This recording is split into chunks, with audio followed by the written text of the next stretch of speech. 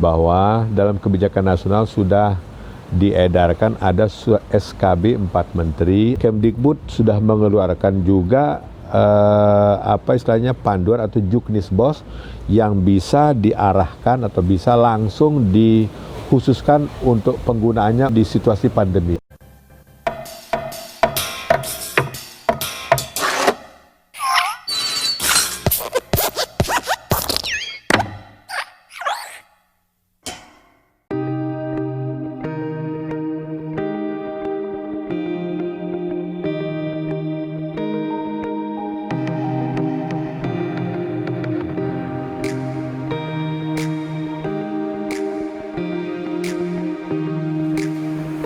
Assalamualaikum warahmatullahi wabarakatuh.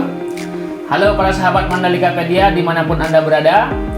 Pada video kali ini terasa sangat spesial buat saya pribadi dan untuk para pemerhati pendidikan dan masyarakat Nusa Tenggara Barat pada umumnya, karena Mandalikapedia mendapatkan kesempatan untuk berdiskusi dan bertanya secara langsung kepada Dinas Pendidikan dan Kebudayaan Provinsi Nusa Tenggara Barat yang diwakili oleh Sekretaris Dinas Pendidikan dan Kebudayaan Provinsi NTB, Bapak Dr. Haji Muhtadi Hairi MPD, terkait kebijakan atau regulasi pendidikan yang ada di NTB pada masa transisi new normal. Seperti apa diskusinya? Para sahabat Mandalikapedia, mari kita simak wawancara langsungnya sebagai berikut. Assalamualaikum warahmatullahi wabarakatuh. Para sahabat Mandalikapedia, pada kesempatan kali ini kita sudah kedatangan tamu yang sangat istimewa untuk membahas masalah kebijakan atau masalah regulasi pendidikan khususnya NTB. Pada kesempatan kali ini kita akan berdiskusi atau ngobrol tentang pendidikan bersama Bapak Sekretaris Dinas Pendidikan dan Kebudayaan Provinsi Nusa Tenggara Barat, Bapak Dr. Haji Muhtadi Hairi MPD. Assalamualaikum warahmatullahi wabarakatuh. Terima kasih pada sahabat Mandalikapedia. Alhamdulillah pada kesempatan kali ini saya diberi kesempatan untuk berbagi ilmu ataupun pengetahuan kaitannya dengan kebijakan pendidikan di daerah kita di Nusa Tenggara Barat. Pada dasarnya kebijakan pendidikan masa pandemi 2019 COVID-19 ini kita tidak bisa lepas dari kebijakan nasional, bahwa dalam kebijakan nasional sudah diedarkan ada SKB 4 Menteri, antara Menteri Pendidikan dan Kebudayaan, Menteri Agama, Menteri Kesehatan, dan Menteri Dalam Negeri. Dari 4 SKB itu tertuanglah dia di dalam panduan di dalam masa pandemi ini. Yang pertama, tahun pelajaran baru 2020-2021 ini tetap kita mulai tanggal 13 Juli 2020. Jadi dalam tahun pelajaran baru ini, dalam SKB itu dia dibagi menjadi 2 fase. Fase pertama itu namanya fase transisi, yang kedua namanya fase new normal. Jadi fase transisi itu dalam SKB itu disebutkan paling cepat itu berlaku selama 2 bulan, yaitu dari tanggal 13 Juli sampai dengan tanggal 13 September. Inilah yang fase pertama yang dinamakan dengan kita BDR kedua atau belajar dari rumah tahap kedua. Jadi kita sudah melaksanakan kemarin BDR tahap pertama sejak COVID ini mulai berlangsung sejak bulan Maret sampai dengan bulan Juni.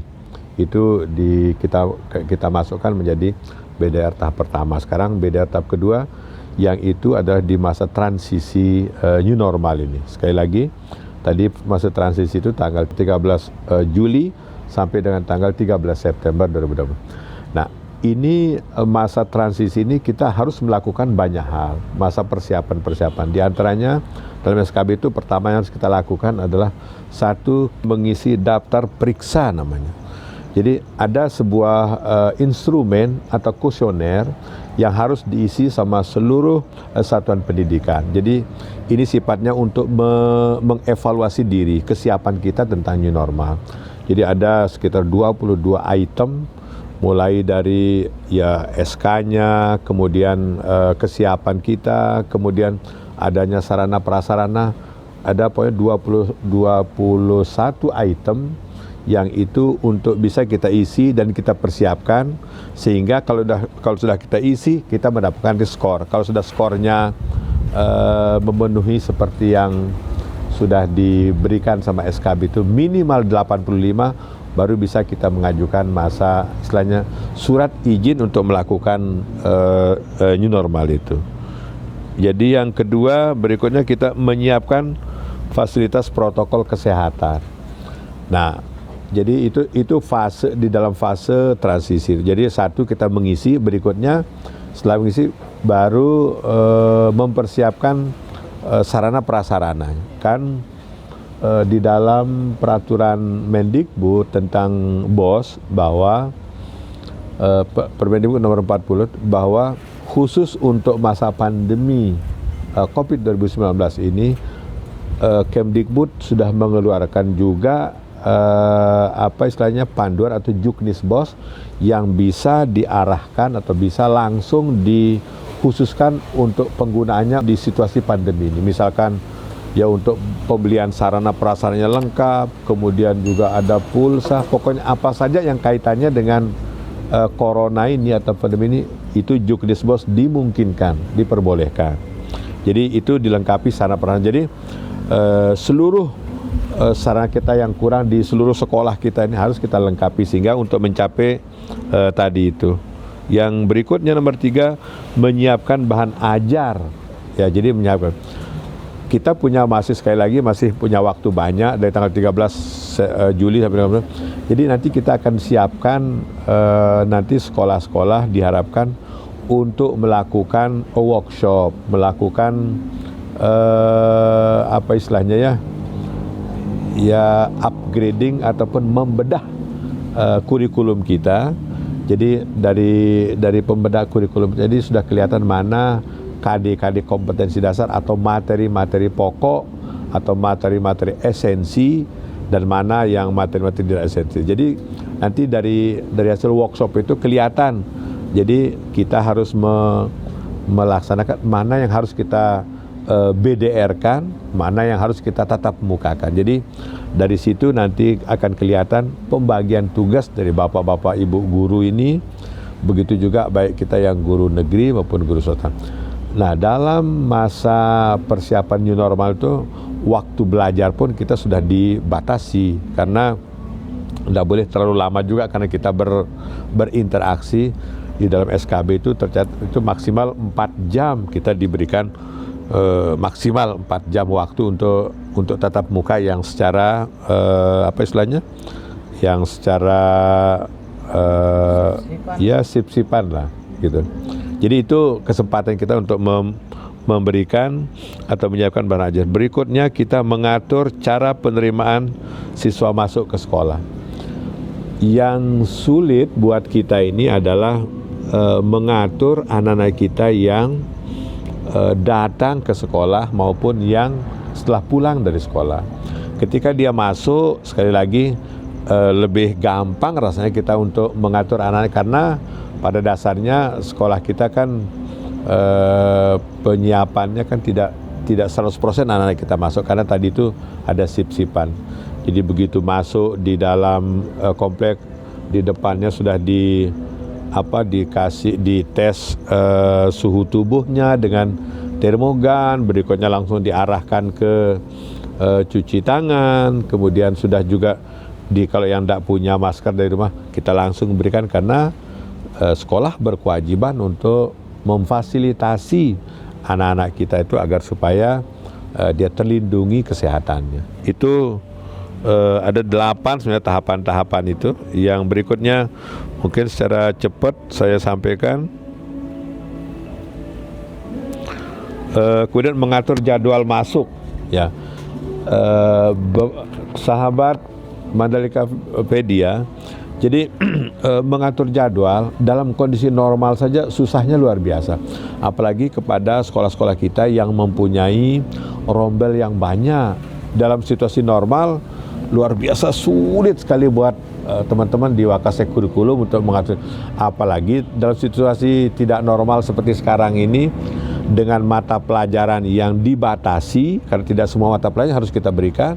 Kemudian juga waktunya juga diperpendek, sehingga juga kewajiban guru untuk memenuhi jam tatap muka juga harus terpenuhi, karena bagaimanapun itu kan menjadi kewajiban kita sebagai ASN ataupun guru yang mempunyai jam wajib tatap muka 24 jam. Jadi tinggal durasinya nanti akan disesuaikan. Begitu juga dengan mungkin teman-teman, siapa tahu teman-teman yang tidak masuk dalam materi esensi, ya kan tadi sudah disama ya, materi yang tidak esensi juga betul-betul disiapkan lagi bagaimana caranya agar supaya kita bisa memberikan pembelajaran itu lewat daring itu. Nah, dibutuhkanlah sekali lagi ini inovasi-inovasi dari Bapak Ibu guru untuk bisa memberikan materi pembelajaran itu walaupun tidak maksimal karena situasinya memang seperti sekarang. Berikut setelah mengatur jadwal baru mengatur jumlah siswa per kelas. Ya, mengatur jumlah siswa per kelas. Tadi sudah jelaskan kalau di SMA SMK minimal 32 jumlah siswa per kelas untuk yang situasi normal. Nah, maka di situasi seperti sekarang itu harus dibagi lagi menjadi maksimal 18 atau maksimal 32 16. Nah, kalau sudah itu baru sekolah dipersilakan untuk mengajukan izin kepada Dinas Pendidikan untuk bisa melaksanakan pembelajaran dengan new normal, dengan new normal. Itulah kira-kira persiapan yang dilaksanakan oleh sekolah, yang harus dilakukan oleh sekolah di dalam masa transisi new normal. Jadi sekali lagi tidak usah Bapak Ibu guru terlalu cepat-cepat memasukkan siswa-siswanya, karena pada dasarnya dalam situasi seperti sekarang kita diperbolehkan, bahkan kemarin tegas sekali Pak Sekda men-stressing lagi bahwa dalam masa transisi ini tidak ada pembelajaran tatap muka, kecuali boleh dia melaksanakan MOS apa-apa, tapi MOS-nya pun tidak boleh tatap. Tapi mulai hari ini saya yakin mungkin sudah tidak terlalu banyak lagi anak-anak kita yang ada di sekolah untuk tatap muka. Tapi kalau mau secara daring itu tetap berlangsung sampai dengan hari Jumat maupun hari Sabtu. Tadi sudah ada surat edarannya untuk instruksi bahwa tidak ada tatap muka lagi di sekolah dan semua aktivitas guru dan siswa itu dilaksanakan dengan daring. Ya, jadi Pak Gubernur tanggal 7 Juli 2020 sebelum masa dianggap masuk tahun pelajaran baru itu sudah melakukan surat edaran di Pak Gubernur ditujukan kepada seluruh bupati wali kota se-NTB, seluruh kepala dinas pendidikan se-NTB, dan dipertegas lagi, diperkuat lagi kemarin bahwa Pak Sekda betul-betul melarang proses pembelajaran. Ya, pembelajaran dilarang untuk pembelajaran tatap muka, ya pembelajaran. Tapi kalau yang daring justru dianjurkan kita untuk melakukan pembelajaran secara daring. Begini ya Pak, tetapi ada saja nih sekolah-sekolah yang masih saja memaksakan diri untuk, kebetulan saya di daerah sini, di daerah Gunung Sari, ada saja saya lihat siswa sudah memakai seragam sekolah nih, dan ada saya lihat aktivitas di sekolah. Apakah ini kan sudah ada ini kan surat edaran. Lalu bagaimana dengan sekolah-sekolah yang masih bandel gitu, kata tanda kutip? Jadi karena memang belajar dari pengalaman kemarin ketika tanggal 13 Juli, nah itu kan boleh dikatakan mungkin pemahaman dari masing-masing kepala dinas mungkin belum begitu seragam memahami SKB 4 Menteri dan surat edaran Gubernur.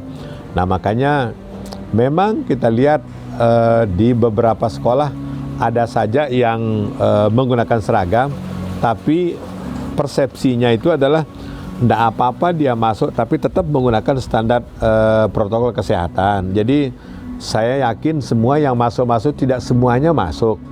dia masuknya tetap ada orang masuk tapi mungkin separuh-separuh gitu. Itu mungkin yang kita lihat di beberapa sekolah.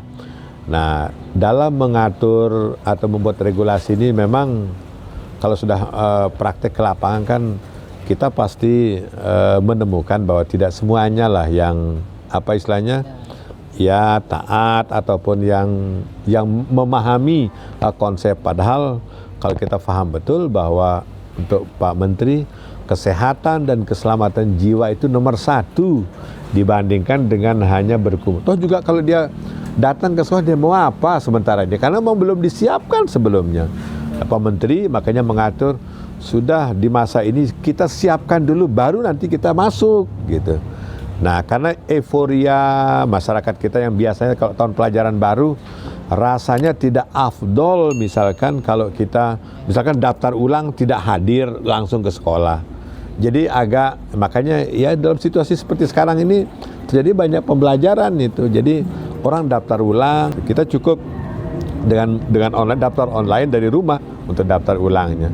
Tapi seperti tadi itu rasanya kalau misalkan berdaftar kalau tidak datang rasanya kayak bukan daftar, apalagi sudah diterima terus tidak lagi daftar ulang.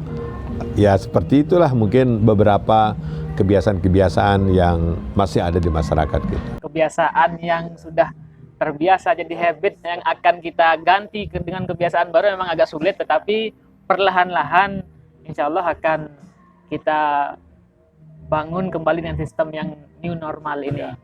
Lalu kalau kita berbicara, ini kan persiapan ya Bapak ya, persiapan kita menuju ke masa new normal dengan kebiasaan-kebiasaan baru di sekolah. Nah, bagaimana sistem yang sudah dipersiapkan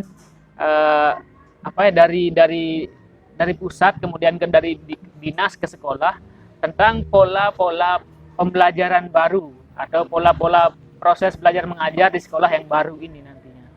Jadi tadi sudah saya sampaikan, kita punya waktu persiapan itu kan lumayan panjang 2 bulan. Jadi dari 2 bulan itulah saya yakin sekolah-sekolah sebetulnya ngatur jadwal juga sudah biasa dilakukan sama guru-guru kita ataupun sekolah-sekolah. Hanya sekarang itu hanya penyesuaiannya saja. Yang biasanya kita masuk sampai dengan 8 jam setengah 3, sekarang maksimal mungkin kita masuk paling jam 11 sudah pulang. Hanya penyesuaian-penyesuaian gitu yang dibutuhkan sekarang.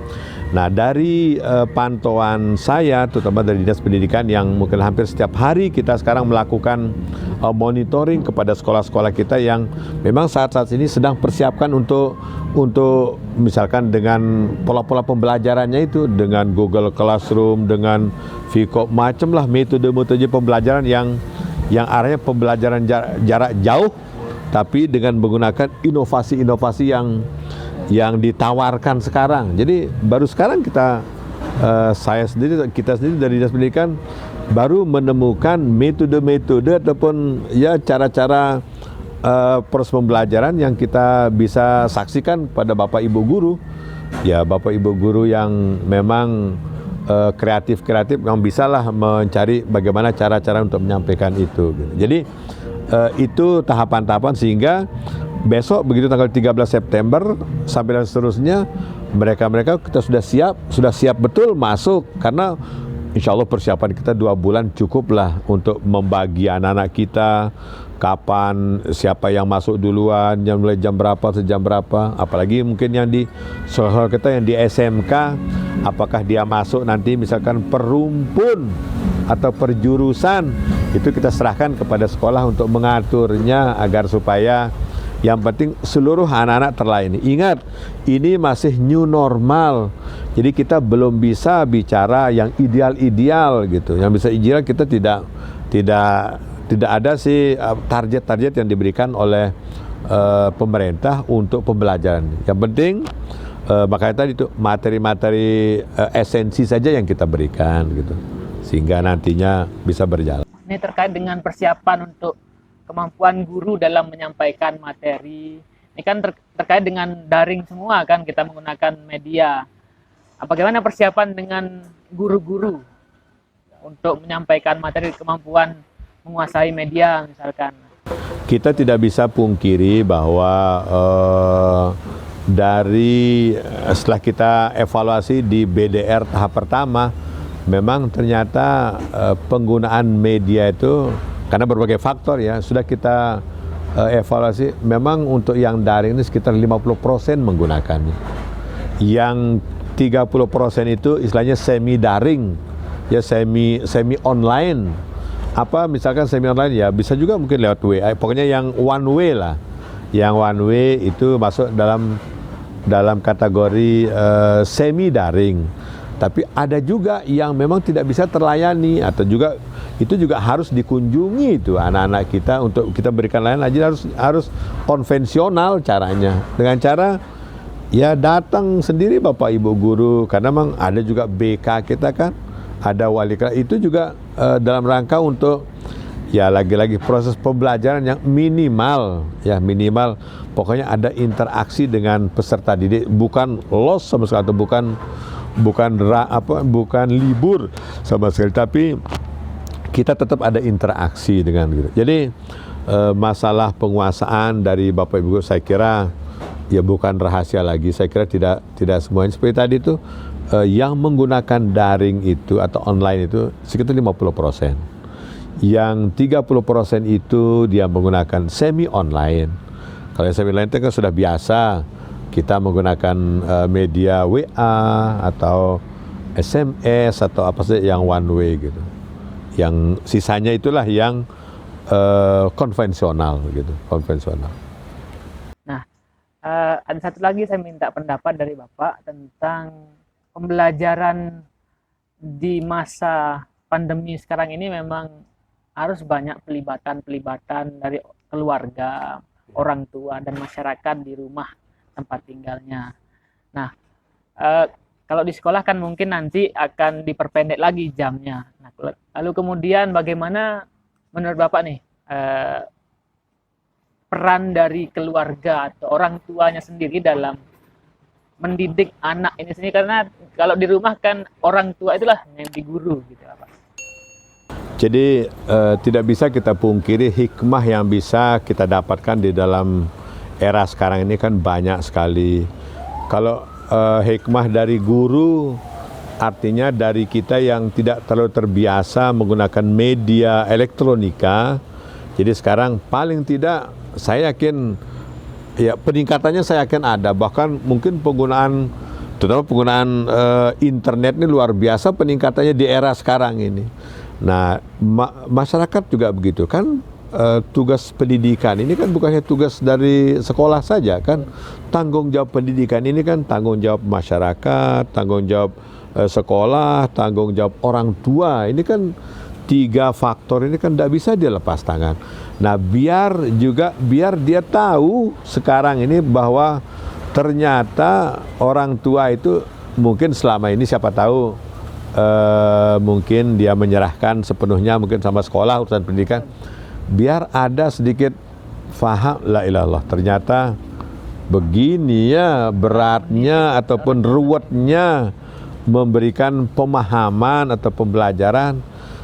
Kita sendiri walaupun orang pendidikan belum tentu mengajar anak kita dia paham, walaupun kita ini misalkan seorang doktor, seorang profesor mengajarkan anak kita belum tentu dia paham dan ngerti. Padahal kurang apa Dr. Soehardi, kurang apa kepala desa. Tapi ketika memberikan itu kepada anak, pasti saya yakin jauh lebih dipercaya mungkin guru-gurunya yang ada di sekolah ketimbang kita yang padahal kita juga seperti tadi itu kurang apa istilahnya bahan atau referensi kita gitu. Ya jadi dengan adanya situasi seperti sekarang, jadi orang tua pun juga jadi yang biasanya tidak pernah cawe-cawe atau tidak pernah ikut melihat-lihat, sekarang kan secara otomatis pasti ada. Terus kalau dengan orang tua yang sama sekali tidak peduli, ya itulah nanti kayaknya peran dari kita hubungan dengan sekolah kan pasti interaksinya kan ada dengan orang tua. Saya kira begitu. Jadi di kondisi pandemi seperti sekarang ini memang kita bisa mengambil hikmah meski dari guru, kemudian untuk orang tua di rumah bagaimana peran masing-masing meski dari guru, dari lembaga pendidikan dan masyarakat dan orang tua di rumah itu sangat berperan penting untuk meningkatkan pembelajaran anak didik kita di rumah. Nah, Bapak, yang statement penutup nih sebagai akhir pertemuan diskusi kita, pesan yang disampaikan kepada seluruh masyarakat pendidikan di Nusa Tenggara Barat ini khususnya dalam menyikapi kondisi pandemi ini untuk anak-anak tersayang kita di rumah. Terima kasih. Jadi pesan saya adalah pertama, mari kita ikuti ataupun taati apa yang sudah dikeluarkan himbauan ataupun aturan sama pemerintah. Karena maksud dari pemerintah memang sangat bagus untuk melindungi rakyatnya, melindungi anak-anak kita. Seperti tadi saya katakan bahwa tidak mungkin maksud dari pemerintah untuk ngatur-ngatur gini untuk menyengsarakan masyarakat, kan tidak. Justru malah tugas negara adalah melindungi segenap bangsa Indonesia gitu kan. Nah, yang berikutnya, jadi dalam situasi seperti sekarang tidak boleh kita saling salah menyalahkan. Apapun yang sudah kita lakukan itu adalah yang terbaik saat ini. Jadi tidak usah kita menyesali apa yang sudah terjadi kemarin. Yang penting sekarang ini bagaimana kita lebih berhati-hati, lebih menjaga, preventifnya itulah yang lebih penting. Jadi preventif sehingga apa yang menjadi tujuan dari situasi seperti sekarang dalam pembelajaran itu bisa tercapai. Jadi tidak usah terlalu juga diberikan beban. Kalau dari guru tidak usah diberikan beban terlalu banyak, karena memang tidak dituntut kita untuk target-target tertentu oleh pemerintah dalam situasi seperti sekarang.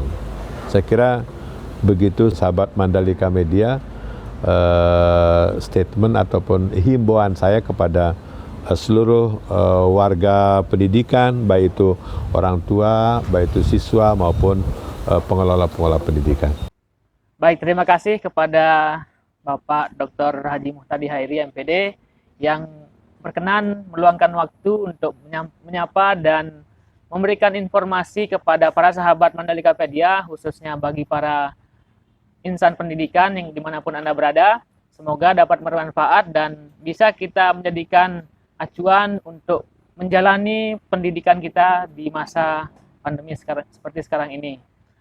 Akhir kata, kami dari Mandalikapedia mengucapkan Assalamualaikum warahmatullahi wabarakatuh.